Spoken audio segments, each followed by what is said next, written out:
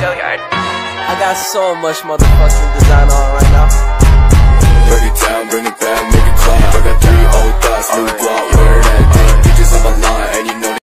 Yang pertama, saya akan menjelaskan terkait dengan pengertian pencemaran tanah. Jadi, pencemaran tanah adalah adanya bahan kimia seperti polutan atau kontaminan yang berada di dalam tanah serta bisa menjadi racun. Yang kedua, kami akan menjelaskan terkait dengan faktor penyebab terjadinya pencemaran tanah. Yang pertama, limbah padat. Limbah padat seperti namanya berupa bentuk padat yang seringkali dihasilkan oleh limbah industri pabrik, baik dalam bentuk lumpur maupun bubur. Yang kedua, limbah cair.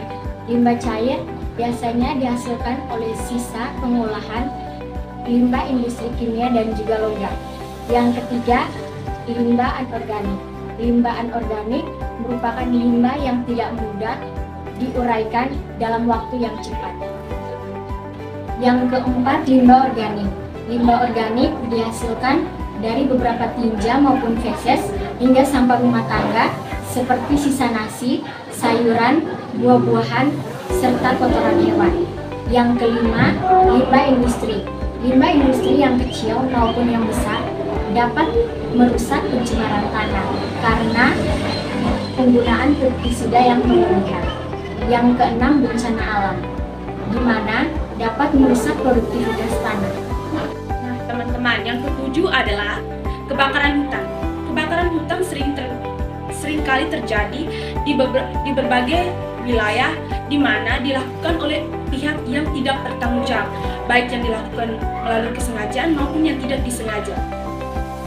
Yang kedelapan adalah penggundulan hutan serta erosi tanah, di mana penggundulan hutan itu dilakukan oleh berbagai pihak, di mana dapat merusak konversi tanah dan produktivitas tanah, dan membuat pengikisan tanah sehingga terjadinya erosi tanah. Yang kesembilan adalah kegiatan penambangan. Nah, kegiatan penambangan ini dilakukan di bawah tanah yang dapat merusak produktivitas tanah dan membuat tanah menjadi berbahaya. Yang ke-10 adalah tempat pembuangan sampah. Nah, teman-teman, di tempat pembuangan sampah ini seringkali dibuangnya sisa-sisa hasil kimiawi maupun senyawa yang dapat masuk ke dalam tanah dan merusak air yang ada di dalam tanah.